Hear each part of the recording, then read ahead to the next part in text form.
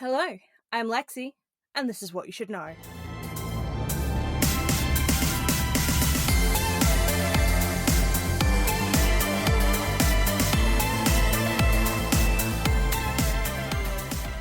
So, I'm gonna pull back the veil here for a second.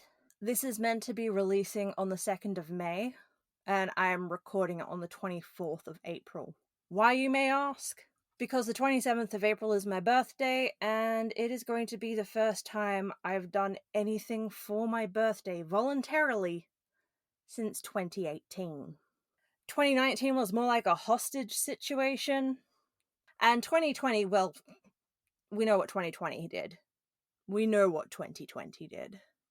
So, that means on the 30th, I'm going to be doing a birthday thing with friends, and it's going to be really fun. But I'm also a little nervous about it because, once again, not done this in a while. Peopling is hard. That being said, though, this is my 14th episode, and so far I have covered family annihilations, massacres, and a serial killing, but not a serial killer. Which is just amazing to me. I just realised it looking back, and I was like, oh my god, why have I not done this yet? It's because Australia doesn't actually have that many serial killers, oddly enough, even though they go on about it as if we do. But today I change that, and I will go into detail about the Nightcaller himself. This is what you should know about Eric Edgar Cooke. Eric was born on the 25th of February 1931 in Victoria Park, a suburb of Perth, Western Australia, to Vivian and Christine Cooke. He was the eldest of 3 children in this unhappy and violent family. Vivian and Christine married solely because his mother was pregnant with him, and it is what people did in the 1930s. With church and state still very much being in bed together at this time, it was entirely unheard of for an unwed mother to make it in life. The tragedy with this is that Vivian Cooke was a violent alcoholic, and with the violence at home, Christine would sleep in the staff room at her job at the Como Hotel to avoid going home and being beaten by Vivian. Unfortunately, with her hiding at work, Vivian's violent sight would be turned to Eric frequently. To add to this misfortune, Eric was born with a cleft lip and palate. He had one surgical operation to attempt to correct it when he was about 3 months old, and another one when he was about 3.5. The operations were not entirely successful and left him with a slight facial deformity and caused him to speak with a mumble. These handicaps made him the target of bullying at school. Living in what would have felt like a constant nightmare caused Eric to feel ashamed and shy, and slowly he became emotionally unstable.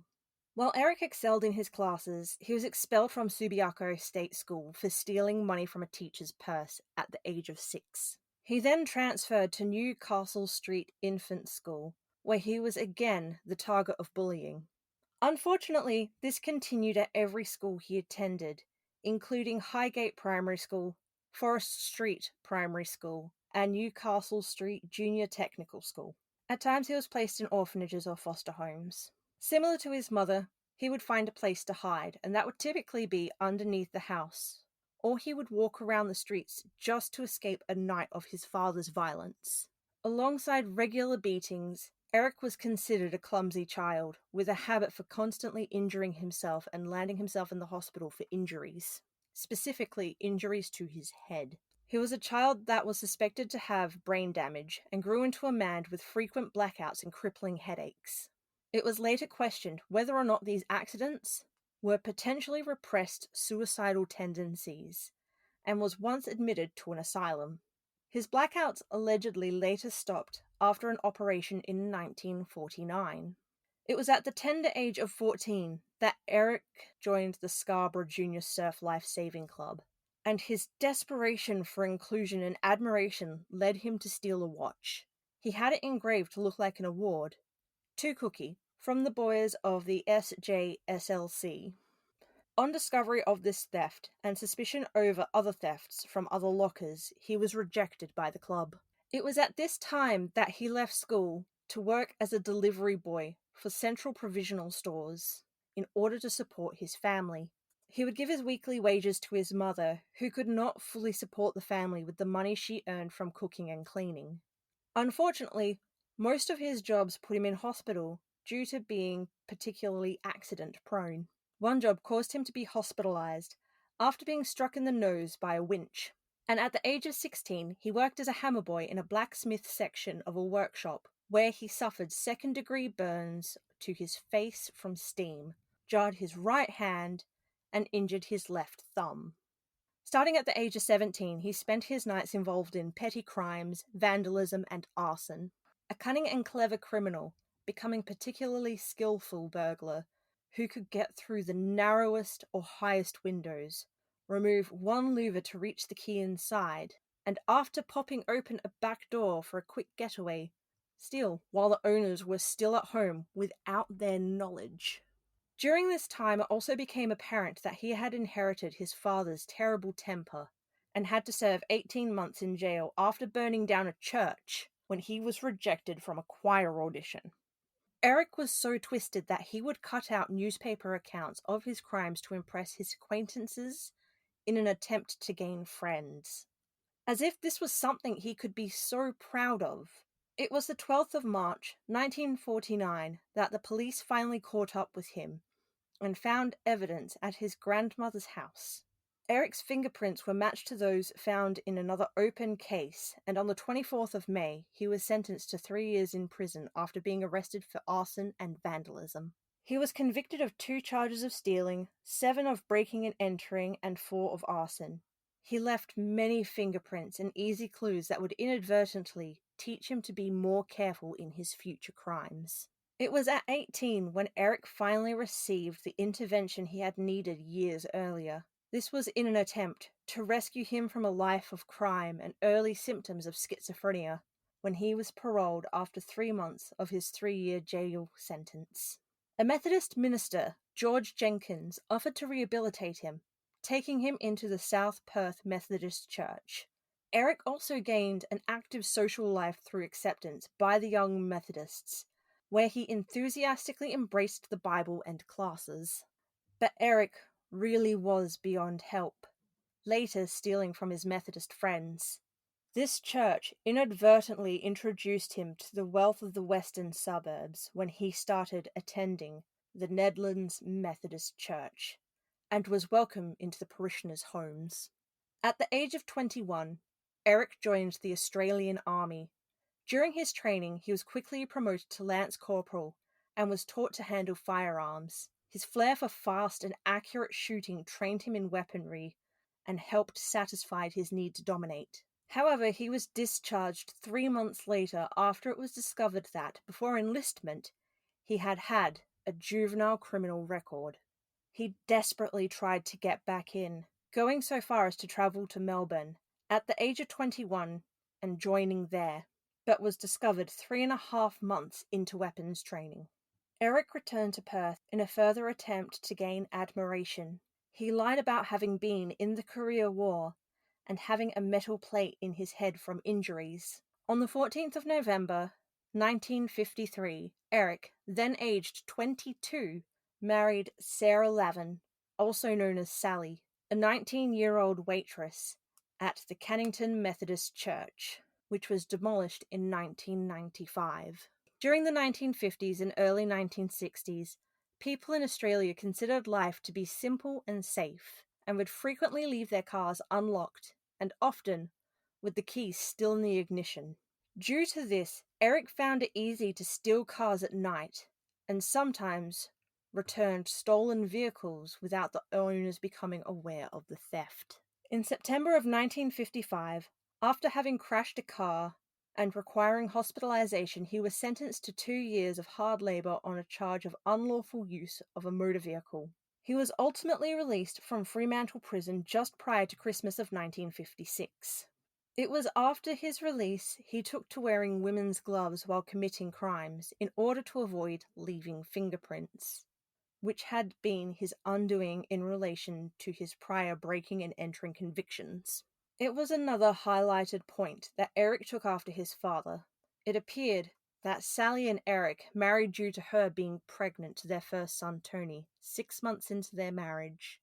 A year after that, they had another son. It was after their firstborn that the charming man, who Sally's mother thought was a good catch, turned violent, and Sally was trapped by a cruel, violent, womanizing husband. But Sally was too loyal to leave him, even when advised to do so after he was jailed for 2 years for crashing a stolen car. After Eric returned from jail, Sally fell pregnant and birthed twins. But this didn't cause Eric to settle down. Nothing could stop his cravings for attention, friends, peeping Tom thrills, and for winning the game against society by invading homes and stealing from under people's noses. Most weekends, he would read the West Australians' wedding notices and break into the brides' homes, knowing no one would be there, and he studied the floor plans of big houses from the West's weekly home architecture features to know his way around them.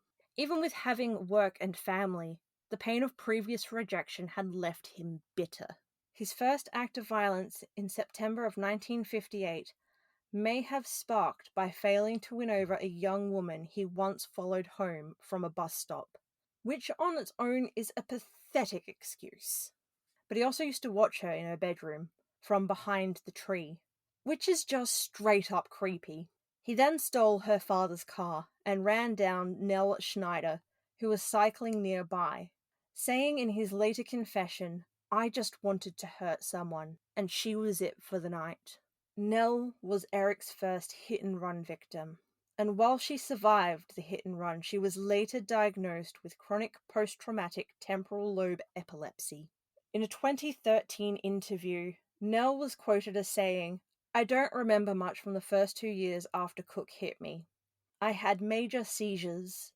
I still get plenty of minor seizures still." This sated his thirst for violence briefly, and is the starting point from what would become a blood-soaked crime spree. In November of 1958, Eric broke into a house in Applecross and assaulted 15-year-old Molly McLeod by hitting her over the head while she slept. That morning, her parents found her covered in blood and incoherent, but luckily she survived. A month later, he did another hit and run after stealing another car in Belmont. Kathy Bellis was crossing a road when Eric hit her with such force that she was thrown some 18 meters across the intersection. Kathy managed to survive the attack. January of 1959, Eric committed his first murder. Pnina Berkman was asleep in her bedroom when he climbed through her window. She was woken by his presence and fought back. Unfortunately, Eric stabbed her fatally through the heart. It appeared that murder was enough to put a brief hold on his spree. But the operative word here is brief, because in August, Eric broke into the flat of 17-year-old Alex Donkin, where he then violently beat her. Alex was very lucky as she survived. However, she was the second survivor of Eric to develop epilepsy as a result of the assault. On December 20th of 1959 was when Eric took his second life that gained fame, as the victim was Gillian Brewer, the great-granddaughter of Sir Macpherson Robertson, an heiress to his Freddo Frog chocolate fortune. He broke into her flat and hacked her to death with a hatchet, before mutilating her corpse with scissors. In part 2 of this, I will be going into the absolute miscarriage of justice that followed this murder, and one other. Why is a part 2, you may be asking? Because if I included that horror show in this horror show, it would be way too long. But I digress. Back to Eric's crime spree. In April of 1960, Eric stole a car from Como before intentionally running down Glennis Peak in Bayswater as she walked home from a night out. She was thrown to the dirt on the side of the road as Eric turned around the stolen car and attempted to run her down a second time. Glennis was lucky to escape through a timber yard and to her home in safety. Glennis has been interviewed about the attack and was quoted as saying, "I could hear the roar of an engine. I moved off to the side of the road. He just swerved and I thought, he's going to hit me. The next thing I knew, I was on the ground. I knew I had to get up. I had to get home because our street was a dead end, and he had come past me a second time. While Glennis was lucky enough to survive the attack with minor cuts and bruises, the trauma shattered her for her life, causing her to struggle to walk down the road and hear a car behind her without feeling fear. 2 months later, Eric stole another car and found his next victims, cousins Maureen Rogers, Therese Zagami, and their friend Georgia Pittman were out for a walk in the suburb of Queen's Park. He targeted them. He hit Maureen and Georgia. Therese was lucky enough to jump clear. Thankfully, all three survived the ordeal. What was quite strange about Eric is he didn't stick to a singular method of damage. He would change up and have various stints of downtime, which really does show as his next attack happened 2 years later, in March of 1962. He broke into the Nedlands home of Anne Melvin. Anne was in her bed asleep when Eric broke in. He wrapped a towel around her neck, strangling her. This continued until she lost consciousness. Eric then restrained her using a set of stockings, but became distracted by a noise outside and left Anne alone long enough for her to wake up and scream for help. Fearing being caught, Eric fled and ceased his recordable criminal activity until December of that year. On the 29th, Peggy Fleury was the second woman lucky enough to escape mostly unharmed. She woke to find him removing her clothes and must have startled Eric, as he then subsequently hit her across the face with a torch. Peggy started to scream, and he then punched her in the face, but Peggy continued to scream, causing Eric, once again, to flee like the little bitch that he is. All of this, however, was just the lead up to what would be a bloody rampage on the 26th of January, 1963. As the nation finished celebrating Australia, Eric started breaking into a house in Como, where he stole money and a .22 caliber rifle and ammunition. Then, in a beachside suburb, he saw Rowena Reeves and Nicholas August participating in an extramarital affair. When Nicholas saw the man lurking across the road nearby their parked car, he yelled at him to clear off and reportedly threw a beer bottle at him. This, however, made their situation so much more dangerous. It was at this point the woman told the police she saw the prowler raise a .22 rifle and take aim. She shoved her lover's head down, and the bullet went through the skin just on the top of his neck and into her hand. He somehow managed to drive to a nearby hospital for help. Both survived their injuries. Rowena didn't let her injuries or trauma stop her from living. After the attack, she returned to the front bar of the OBH while Eric was still on the loose, pouring beers one-handed with a cast on her left arm. And when she was 75, she chased a bag snatcher down the road in Fremantle, beating her with a shoe the whole way. Can I just say, what a bad bitch? You gotta give her mad props for that. Later, Eric approached the flat of Brian Weir, a 29-year-old accountant who was sleeping with his head facing the open veranda door. To me, sleeping like that is terrifying. In the words of the girls from Morbid, fresh air is for dead people. But in the 60s, when air conditioning wasn't exactly popular or affordable, it was a normal thing to do. Add to that, people trusted that they were safe in their own home, even if the door was open to the world. Eric took aim and shot Brian in the head. In a strange turn of luck, Brian survived. He was operated on for over 6 hours, lingered in a coma for 6 months, before finally waking. His older brother, Colin Weir, said that his sibling and his best mate were never the same again, and was quoted as saying in a 2013 interview, "He was blind in one eye, deaf in one ear, paralyzed on one side, and had lost all power of speech. He hadn't given up on living, but it was very frustrating for him."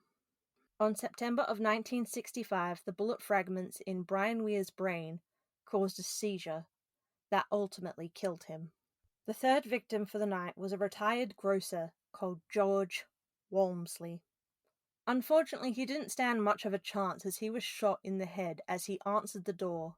George, his wife, and their 21-year-old daughter were woken when Eric rang the doorbell of their Nedlands home at about 3 a.m. His wife and daughter found him at the front door with a bullet wound in the centre of his forehead.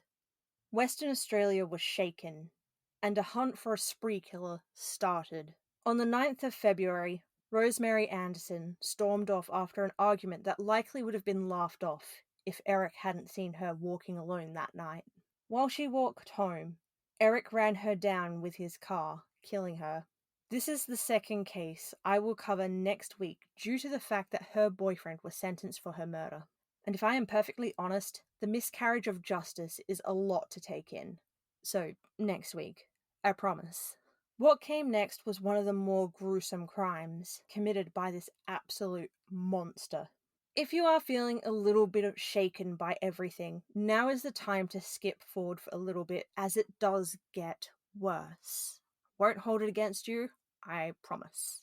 On the 13th of February, Eric broke into number 70 Thomas Street, where 24-year-old social worker Constance Lucy Madrill lived. That night, he strangled her with a cord from her bedside lamp, raped her corpse, stripped her naked, dragged her outside onto the neighbor's lawn, and then further raped her with a whiskey bottle. He then arranged her body with the bottle cradled in her arms, and left her out there to be discovered by her neighbor. 2 days later, Eric broke into the home of Carmel Reed. He found her in bed and changed his attack strategy once again, this time by stabbing her with the point of an umbrella. He fled again, like the little bitch he is, once she started to scream for help. Which, if that teaches you anything, it is if you are being attacked, scream. Scream loudly. You may even be in luck and they may be a little limp dick bitch like Eric. Worst case scenario, you may die, but what were your odds of surviving before screaming? Scream and scratch. Take some DNA with you. But also mostly don't end up in a situation like that if you can help it, pretty please, thank you. This again must have shook him, as he stopped his spree until the 10th of August that year. This is when he found Shirley MacLeod. She was a university student working a babysitter job when he shot and killed her. The parents of the children she was caring for found her body upon their return home. From everything I could find, the children were safe. It's a shame we can't say the same for Shirley.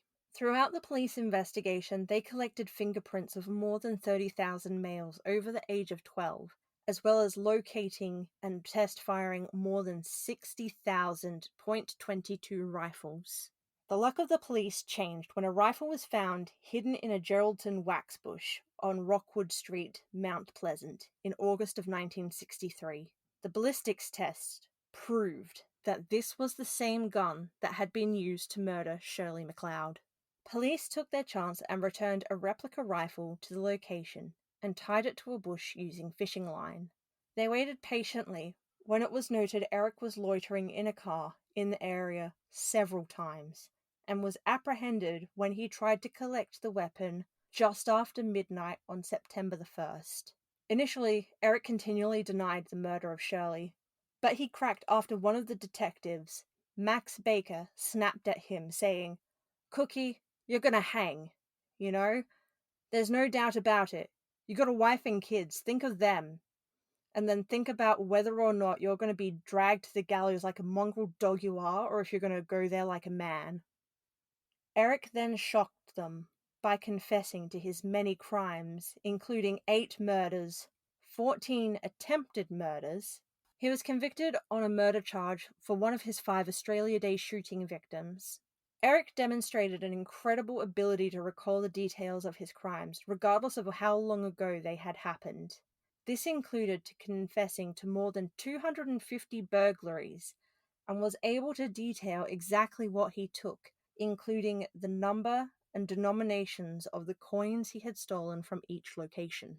Eric was quoted as saying, "I have great respect for the law, although my actions don't show this." I honestly wonder what would show up in his results if we were able to conduct a modern psychological diagnostic test. More so, how it would look in contrast with any potential brain damage he would have had from the constant head injuries. Eric initially attempted to plead not guilty on the grounds of insanity, and his lawyers claimed that he had suffered from schizophrenia. But this claim was dismissed after the director of the State of Mental Health Services testified that he was perfectly sane.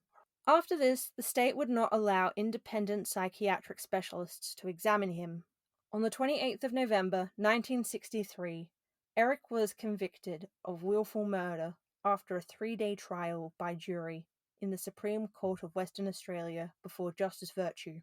He was then sentenced to death by hanging, and despite having grounds to appeal, he ordered his lawyers not to apply, claiming he deserved to pay for what he had done. During an interview with his surviving victims, they all agreed that he got what he deserved. 13 months after the new division, Eric Edgar Cook was hanged at 8 a.m. on the 26th of October 1964 in Fremantle Prison. 10 minutes before the sentence was carried out, he swore on the Bible that he had killed Fredo heiress Gillian Brewer and young hit-and-run fatality Rosemary Anderson, claims which had previously been rejected because other people had already been convicted of those murders. Eric was the last person to be hanged in the state of Western Australia and was buried in the Fremantle Cemetery, above the remains of alleged child killer Martha Rendell, who was hanged in Fremantle Prison in 1909, which I promise I will eventually cover at some point later. And on that note, that is all I have for you. Join me next week when we will cover the wrongful convictions of Daryl Beamish and John Button. I forewarn, while that one won't be as gruesome, it will make your blood boil.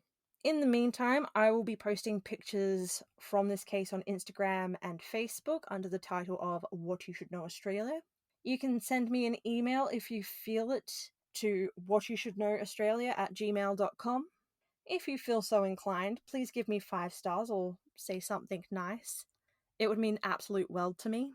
And until next time, stay safe and stay hydrated. Bye!